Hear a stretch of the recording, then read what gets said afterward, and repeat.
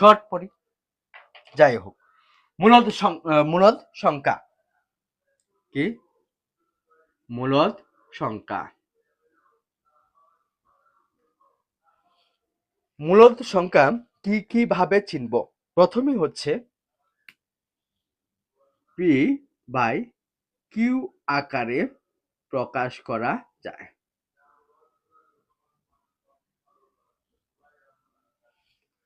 P by Q আকারে প্রকাশ করা যায়। পি বাই কিউ আকারে প্রকাশ করা মানে যে সংখ্যা প্রকাশ করলে যে সংখ্যা পাওয়া যায় ওটি হচ্ছে মূলদ সংখ্যা। ওটি হচ্ছে কি? মূলদ সংখ্যা। সেটি হচ্ছে মূলদ সংখ্যা। কথাটা কি বুঝছো? আমরা অনেক পড়েছি মনে হয় এটা। পি বাই কিউ আকারে যদি প্রকাশ করতে পারি তাহলেই মূলদ সংখ্যা। পারিপার্শ্বিক আমরা অমূলদ সংখ্যাও দেখি, নয়তো পেস লেগে যাবে। আমি কিন্তু তোমরা কিন্তু বৃহৎ করে মানে যতটুকু বলছিস ততটুকুই লিখে করবা, নোট করবা। আমি জাস্ট মূল কথাটা বলছি। আর অমূলদ সংখ্যাটাকে পি বাই কিউ আকারে প্রকাশ করা যাবে না। পি বাই কিউ আকারে প্রকাশ করা যাবে না। করা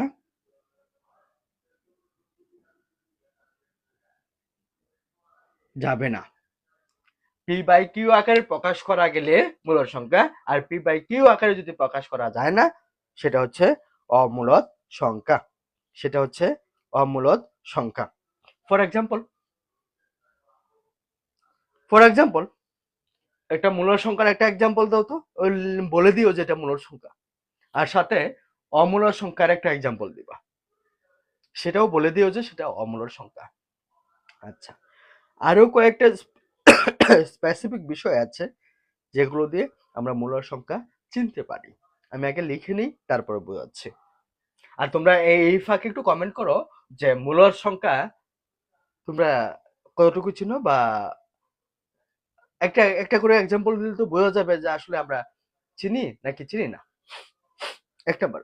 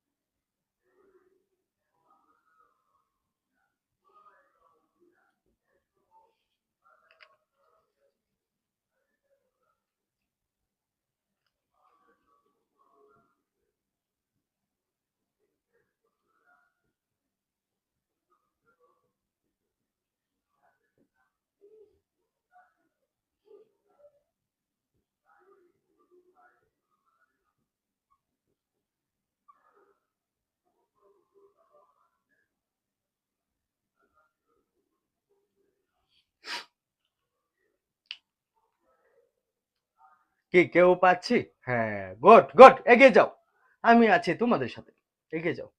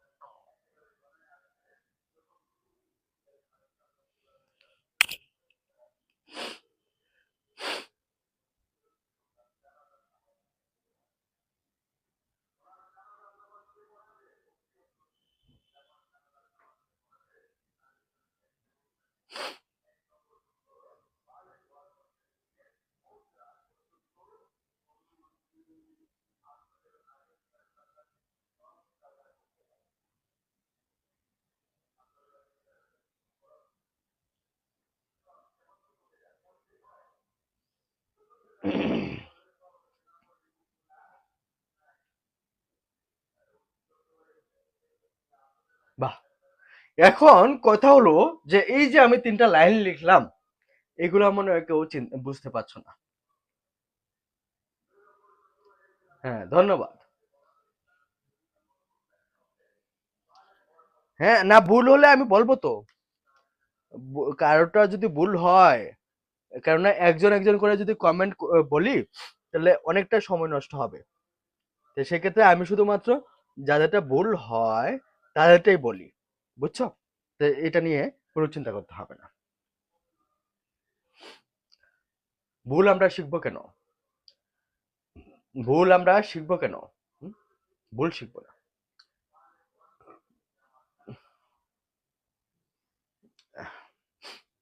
এই 3টা কথা কি আমরা বুঝতে পেরেছি? নং 1, 2, 3।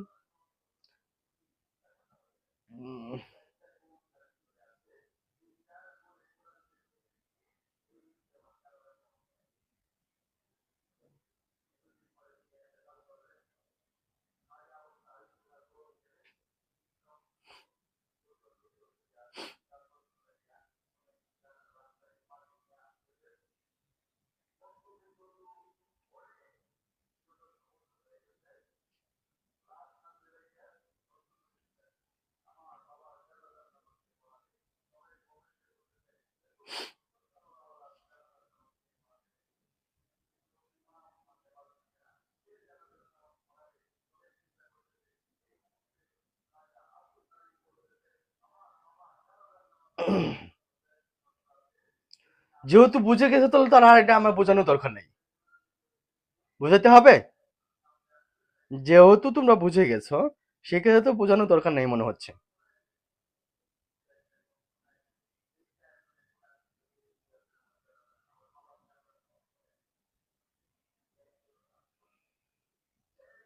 কি?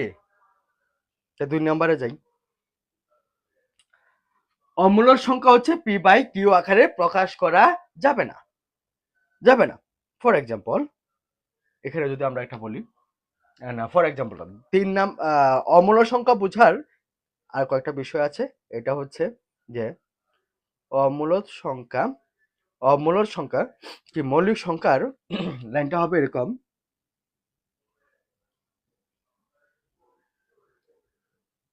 মৌলিক সংখ্যার, মৌলিক সংখ্যার বর্গমূল ও ঘনমূল, বর্গমূল ও ঘনমূল কি অমূলক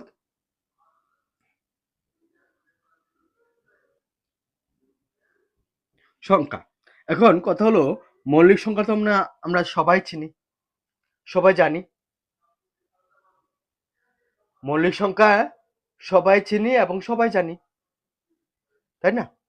সেই ক্ষেত্রে এখানে মূলদ এবং অমূলদের একটা বড় ট্রিক্স হচ্ছে, বড় ট্রিক্স হচ্ছে, এটা হচ্ছে এরকম, নোট করো, সবাই নোট করো। নোট হলো কি, দশম আমি লিখে দিই তারপরে বুঝাই, সব কথা শর্ট করে লিখলে বুঝবা না। দশমিক বিন্দুর সংখ্যা, বিন্দুর সংখ্যা সসীম হলে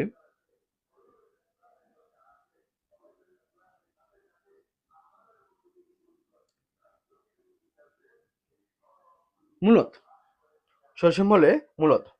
আর দশমিক বিন্দুর সংখ্যা অসীম হলে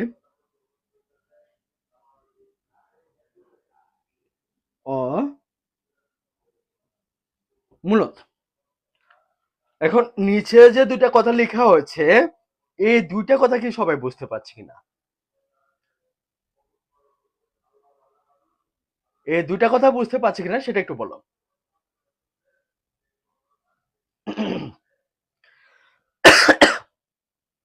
দশম বিন্দুর সংখ্যা সসীম হলে মূলত, আর দশমিক বিন্দুর সংখ্যা অসীম হলে অমূলত। এই দুটা কি কথা কি সবাই বুঝতে পেরেছি?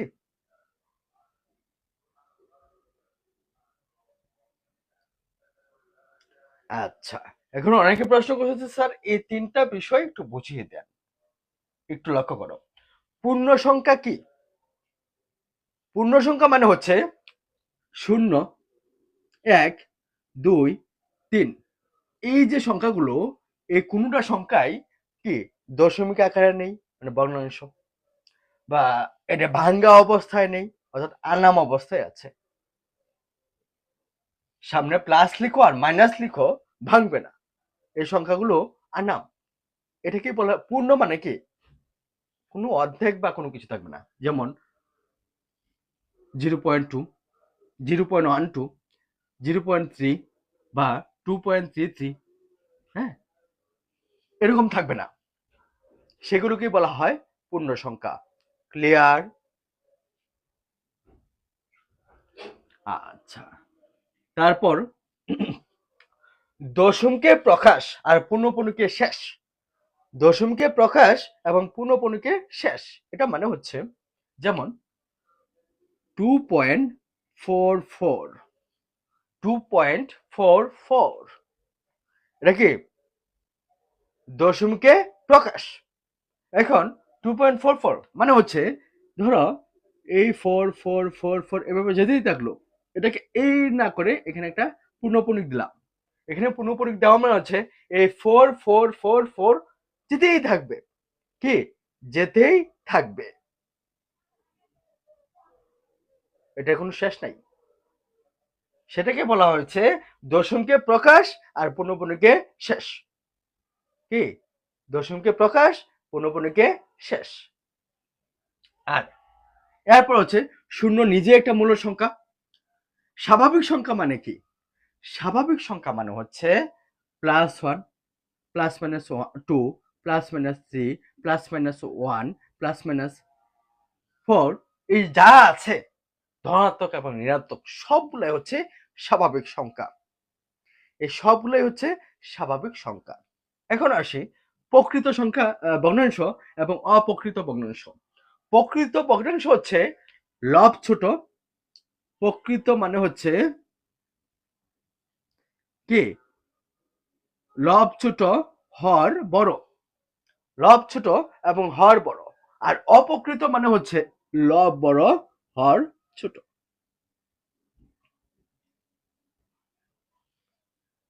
কে ক্লিয়ার?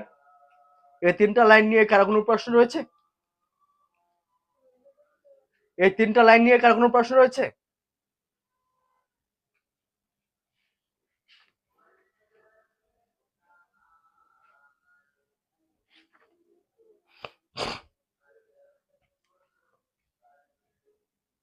এভরিওয়ান, আমি একটু এখানে ক্লাসে 33 জন উপস্থিত আছে, আমি যতটুকু দেখতে পাচ্ছি। একজন একজন একটু করে বলি, এখন পর্যন্ত যতটুকু বোঝানো হয়েছে কারো কোনো সমস্যা আছে কিনা? একজন একজন করে, সবাই সবাই। ওকে।